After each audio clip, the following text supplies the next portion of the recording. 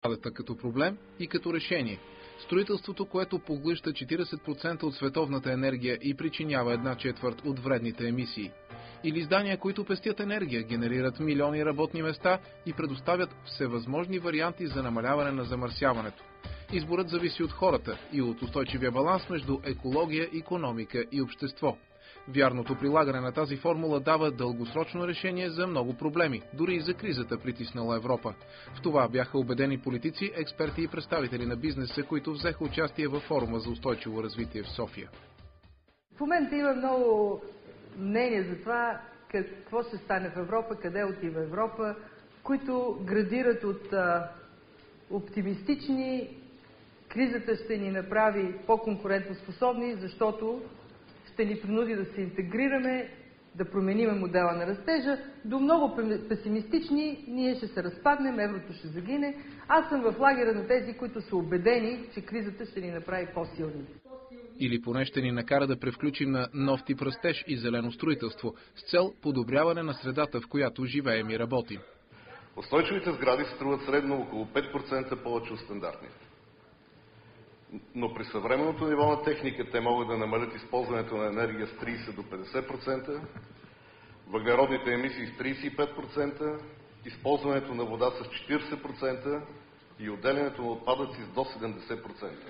Всичко това звучи не само като добро пожелание. Измерванията и добрите практики свидетелстват убедително в полза на зеленото строителство. Устойчивостта при строителните материали се състои в следната формула: да произвеждате възможно най-много материал от възможно най-малко природни ресурси. А трябва ли непременно да избираме еднакви материали за сградите в различни райони по света?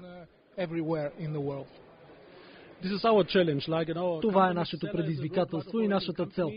Да прилагаме навсякъде, без значение къде по света, едни и същи материали. Знаете, че има различни суровини в различните държави, но крайният резултат като материал трябва да бъде един и същ. Тоест да са еднакви и в Германия, в Китай и в България, например. Важно за нас е да осигуряваме качествен продукт, независимо къде. Ресурсите в различни страни може и да не са еднакви, но крайното качество на продукта трябва да бъде едно и също. В крайна сметка, какво прави материала устойчив, кога можем да го наречем така? Първо, той трябва да е произведен от възможно най-малко природен ресурс. Второ, за производството му да се използва колкото се може по-малко енергия. Устойчивостта зависи и от квалификацията на работниците. Но устойчивостта е свързана и с живота на материала. Произвеждането му е само първата стъпка. Важно е вграждането му в здание, което ще съществува 100-200 години, а дори и повече. Това е цялостен процес. Как една съществуваща в момента сграда може да се превърне в зелено здание? На какви норми трябва да отговаря? В София една голяма част от административните офис сградите и сградите с обществено предназначение се отопляват на централно отопление, топлофикация. Намаляването с 1 градус на температурата за отопление в една сграда се равнява на 7% икономия от сметката за отопление. Административните офис сградите и сградите с обществено предназначение всъщност се ползват преимуществено 8 часа в денонощието и 2/3 от времето те не функционират с посетители. През това време спокойно може да бъде намалена температурата на отопление с 1 градус или градус и половина. Само от тази мярка много бързо, обозримо, за няколко месеца могат да бъдат спестени между 12 и 14% от сметката за отопление. На форуми като този много често се сблъскваме с понятия, които трябва да осмисляме, т.е. да придаваме ново значение на вече познати думи. В този смисъл бихте ли обяснили какво означава, що е то динамична фасада на една сграда? Динамична фасада, аз ако трябва да я определя, е всъщност фасада, която се адаптира към външните условия. Тъй като имаме денонощие, имаме светла част на деня, имаме тъмна част на деня, имаме топла част на деня, имаме по-хладна част на деня. В този смисъл адаптивната фасада е тая, която примерно е способна да пропуска слънчева светлина в сградата, когато имаме нужда от това. Едновременно с това да се предпазим от тази слънчева светлина, когато примерно има опасност сградата да пригрее. Един от най-важните елементи, които аз бих определил, е слънцезащитни устройства. Първо, слънцезащита ни е необходима там, където има остъкляване, тъй като остъкляването пропуска светлината.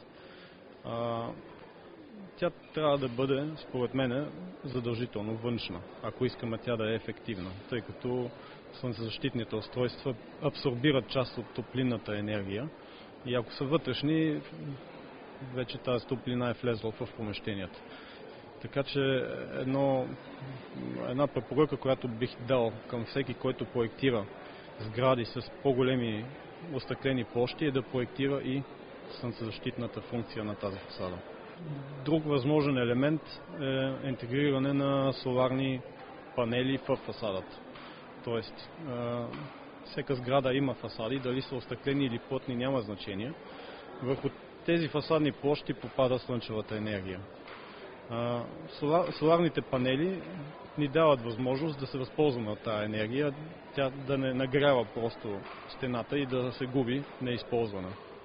Друг един елемент интересен, който на Запад така почва да навлиза последните години, е тъй нареченото нощно охлаждане. Т.е. сгради, които от определен час вечерно време отварят прозорците автоматично и охлаждат сградата през нощта. Така че сутрин, примерно ако имаме офис сграда, влизаме в охладено помещение и пускаме климатичната инсталация примерно чак към 11 часа или към 12, вместо още в 8. И това води до съществени икономии в експлоатациите на сградите. Цялата тази динамика, казвате, може да се случва в обществени и нови сгради, т.е. такива, които се проектират в вече съществуващи сгради и в така наречените стандартни блокове или кооперации, с които ние сме свикнали в България. Може ли да се случи това? По принцип соларни панели, дали за топла вода или за фотоволтайка, може да се закачат към всяка фасада. Няма никакво ограничение дали ще са на фасада, в покрив или в остъклената част даже. Слънцезащитни устройства също могат винаги да бъдат допълнително монтирани. В крайна сметка, струва ли си да се прави това при вече съществуващи сгради и какво печелят живущите в тях хора? Аз бих казал така. Имаме един много голям съществуващ сграден фонд. Сега, ние не може да живееме с мисълта, че просто, примерно, ако разглеждаме София, ще изселиме 1 милион хора в нови сгради. Такова нещо няма да се случи никога.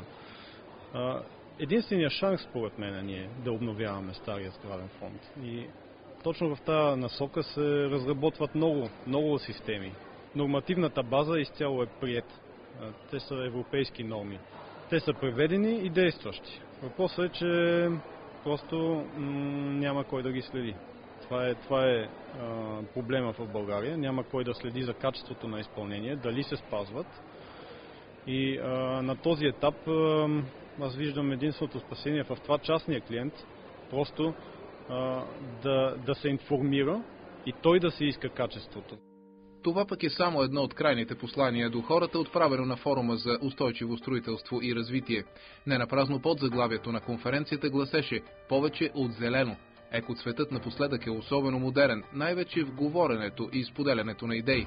Устойчивостта обаче идва основно от промяна в поведението, определено от стремеж към баланс между икономика, екология и социален просперитет.